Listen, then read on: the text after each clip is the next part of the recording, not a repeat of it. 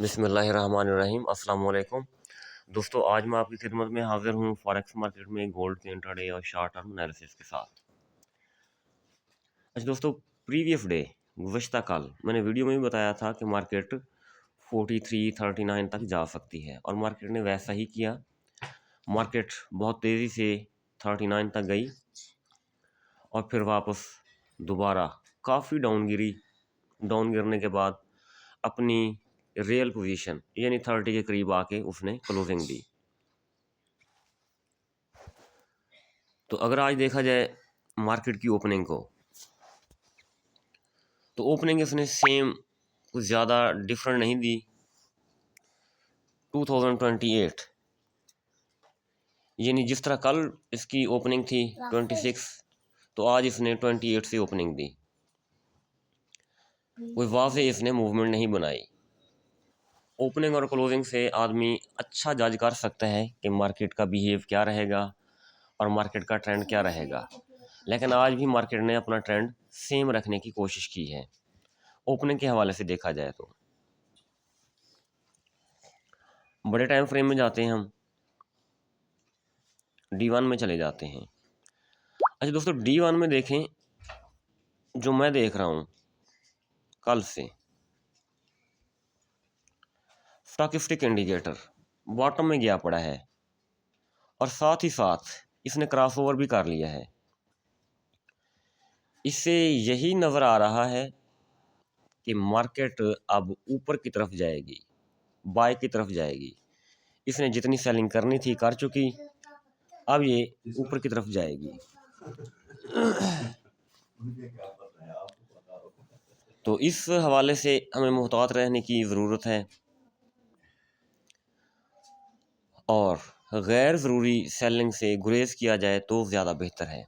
दूसरी बात, आज फ्राइडे है, गोल्ड की वीकली क्लोजिंग है।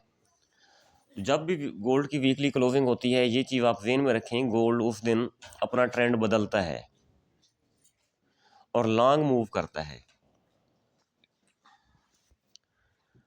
छोटे टाइम फ्रेम में जाते हैं हम, H4 में चले जाते हैं। H4 में आपको नज़र आ रहा है कि मूविंग एवरेज की सपोर्ट लिए हुए गोल्ड इस वक्त। ये देखें, गोल्ड प्रीवियस नाइट थोड़ा सा नीचे आया, अब थोड़ा सा एहतियात से देखें,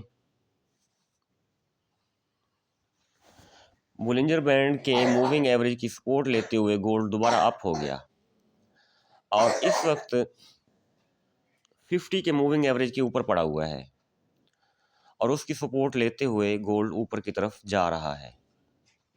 ये हमें H4 का टाइम फ्रेम बता रहा है। इससे छोटा टाइम फ्रेम इस्तेमाल करते हैं हम, H1। जी, प्रीवियस डे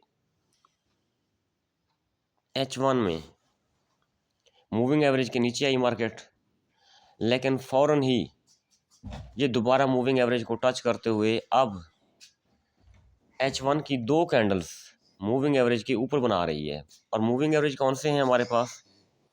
बोलिंजर का मूविंग एवरेज भी है और 50 का मूविंग एवरेज भी है। यानी इंट्राडे के हवाले से देखा जाए तो गोल्ड में अब भी अप ट्रेंड हमें नज़र आ रहा है। अच्छा, यहाँ मैं एक और बात बताता चलूँ आपको, हमेशा हमें दोनों तरफ नज़र रखनी होती है। हम कोई एक साइड अपने जहन में बना के ना बैठें। D1 का टाइम फ्रेम देखें, इसमें बोलिंजर का मूविंग एवरेज नीचे पड़ा हुआ है और ये है तकरीबन 2005। अगर गोल्ड नीचे गिरा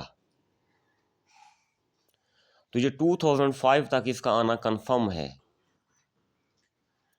यहाँ से सपोर्ट लेके दोबारा अप हो सकता है या इसको ब्रेक करके मज़ीद नीचे 1982 तक मज़ीद नीचे आ सकता है D1 के टाइम फ्रेम के हवाले से।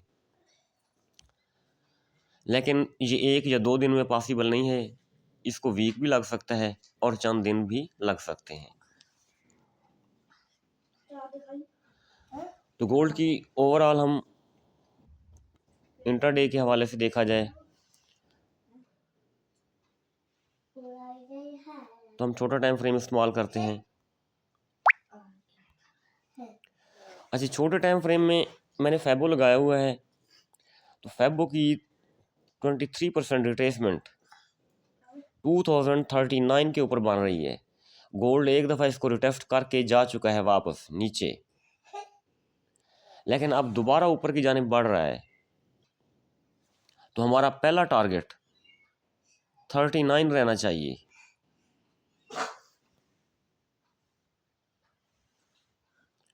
और इससे ऊपर वाला टारगेट 38 रहना चाहिए, 2063। अगर गोल्ड मार्केट में मूवमेंट ज़्यादा बेहतर हुई, वोलेटिलिटी बढ़ी इसमें, तो 2063 और इसके ऊपर 2079 यहाँ तक गोल्ड बासानी जा सकता है, बासानी जा सकता है गोल्ड यहाँ तक। ये चीज़ आपने जहन में रखनी है।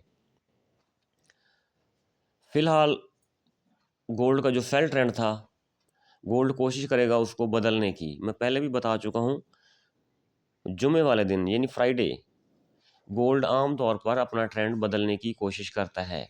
तो आज भी जुमा है, हो सकता है अपना सेल ट्रेंड बदले, रिट्रेसमेंट भी पूरी करे, और हो सकता है ये बाय में चला जाए। और फिर मैं बताना चाहता हूँ आपको कि हमेशा हमने एक तरफ नहीं बैठना होता। फ्राइडे वाले दिन ये जिस तरफ गिरना शुरू हो जाए और ये गिरता ही चला जाता है, चाहे अपवर्ड हो चाहे डाउनवर्ड हो। गोल्ड मार्केट हमेशा फेक ब्रेकआउट भी देती है, इस चीज़ का आपको अच्छी तरह इल्म है। जिस तरह प्रीवियस नाइट 39 पर गया, 39 से बहुत लंबी डिप लगाई इसने 20 तक, हालांकि ये गैर ज़रूरी थी। ऊपर जाना तो बनता है इसका, क्योंकि वहाँ रिट्रेसमेंट एरिया पड़े हैं इसके, और ऊपर जाके इतना ज़्यादा नीचे गिरना ये समझ में नहीं आता। इसको फेक ब्रेकआउट कहते हैं। 21 तक गया और फिर अपनी पोजीशन को बहाल करते हुए दोबारा 31 32 के ऊपर आ गया।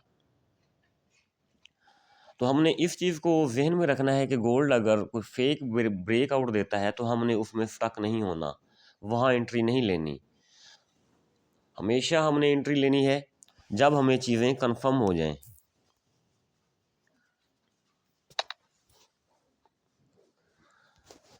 तो दोस्तों, आज आपने खसूसी एहतियात करनी है, जब तक कंफर्मेशन ना हो जाए या आपको वाज़ेह सिग्नल ना मिल जाए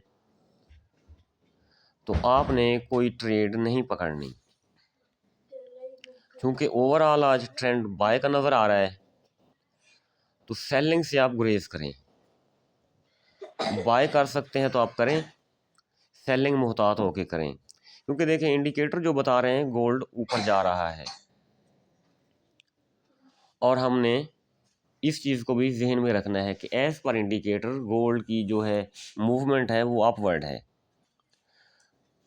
तो दोस्तों, मेरा एक व्हाट्सएप ग्रुप भी है जिसका लिंक मैं डिस्क्रिप्शन में डाल रहा हूँ, आप व्हाट्सएप ग्रुप भी ज्वाइन कर सकते हैं। दोस्तों, अपना बहुत सारा ख्याल रखें, मुझे दुआओं में याद रखें। Thank you. अल्लाह हाफिज़।